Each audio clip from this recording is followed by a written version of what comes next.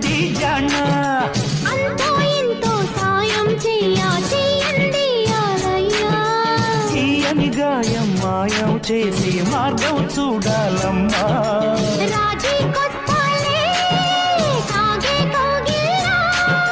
రాజ్యం ఇస్తాలే నీకే నా ఒళ్ళ